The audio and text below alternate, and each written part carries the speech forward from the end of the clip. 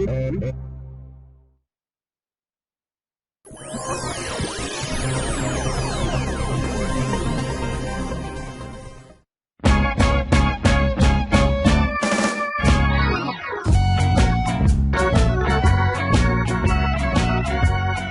I play out every week, I take my Yamaha PSR keyboard with me. And I used to use that old X stand that you can buy fairly cheap. But the thing is a little wobbly because one of the cushions came off. Doesn't quite fit. Every once in a while it slides. So I said, I need a good keyboard stand that's going to look nice and it's going to fit my keyboard. So this is how I came up with this project, the music keyboard stand. It's got 3 panels, and it's held together by cross dowels and connecting bolts, hardware that's readily available at Home Depot, Lowe's, or places like that, and is really strong. This puppy will not move once you put it together. And in addition to that, it's easy to carry, it's light, and it folds up. And you only need a single 5/32" Allen key to put it together. And the Allen key even fits into one of the panels so you can't lose it. So for about the price of one of those X stands, I got myself my own personal, good-looking musical keyboard stand.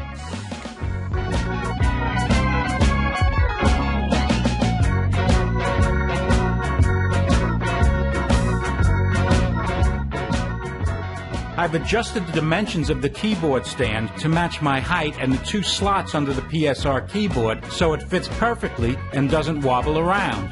So let's get started building the keyboard music stand.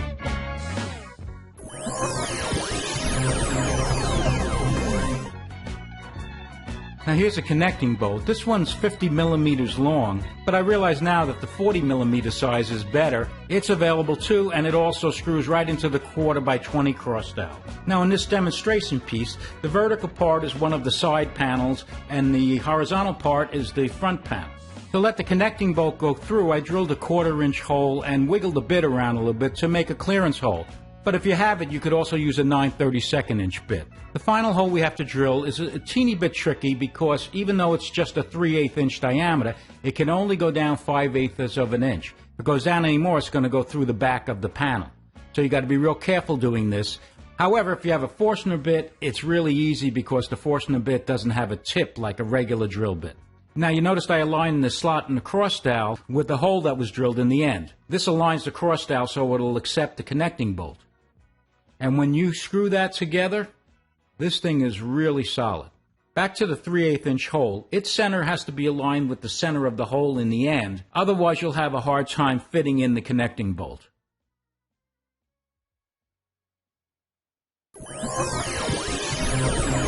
So here's the wood I got to make the keyboard stand.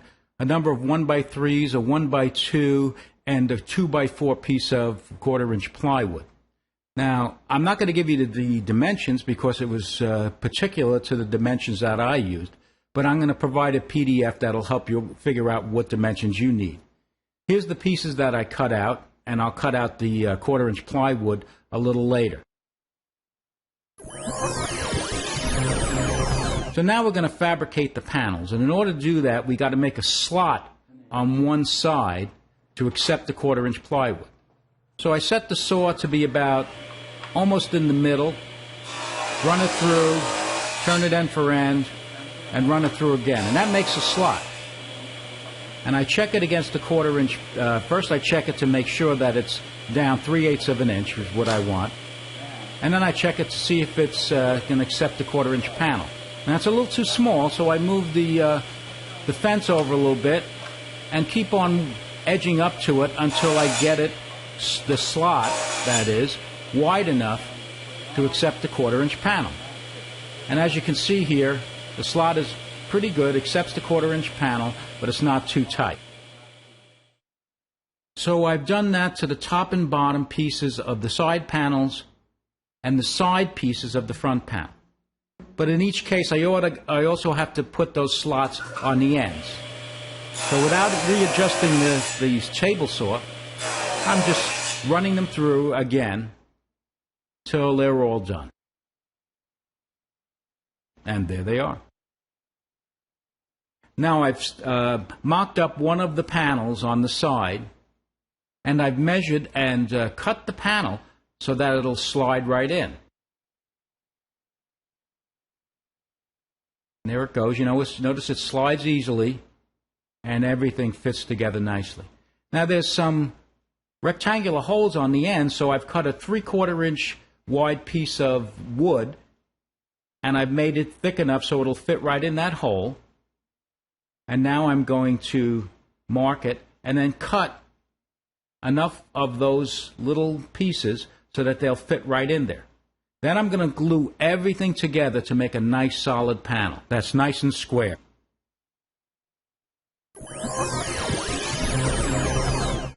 Now the side panels each have a foot, and I've cut the material out of 1x2 material. And then I'm going to position those smaller pieces under there to make sure they fit, then take them back out and glue them onto that long piece. And the idea is to position them so that they're fairly snug against the side panel, but not too tight. That way, when we put the foot together with the side panel, it'll be nice and sturdy and nice and stable. So here it is. I have it clamped up. Just to check one more time, it fits over the side panel and it's not too loose.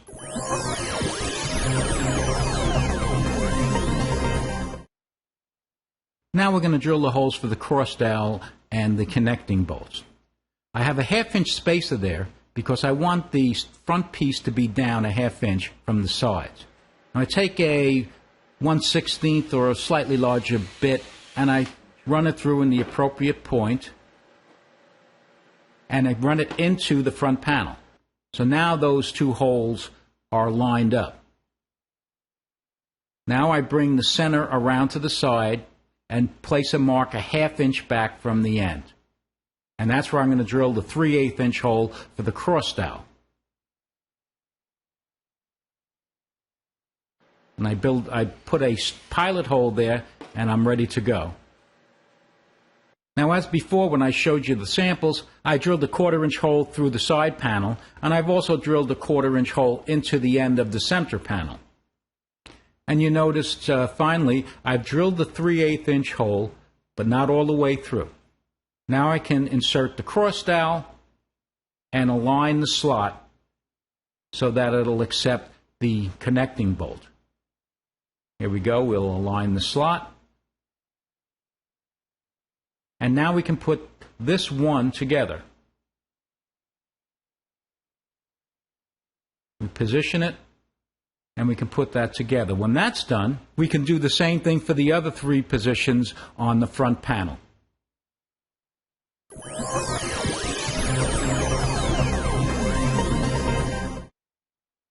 Now I took a little liberty with the feet.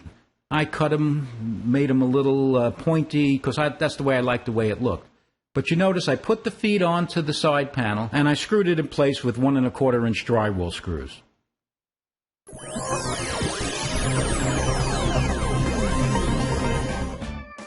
After it was all done, I didn't like to finish that much, so I refinished it. I used silver metallic paint for the panels, and I freshened up the black paint, and I made everything black on the inside of the panels.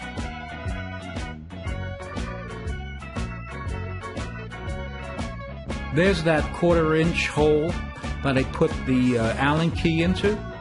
You can put it anywhere you want, no problem. Notice the inside is all black because you don't really need that silver paint on the inside. So why not build one of your own? You get a really classic keyboard stand, and it's not really that expensive or not really that hard. So that's it. But don't forget to email me at broderfinjr@optimum.net if you want to receive that PDF with the build info. Take care.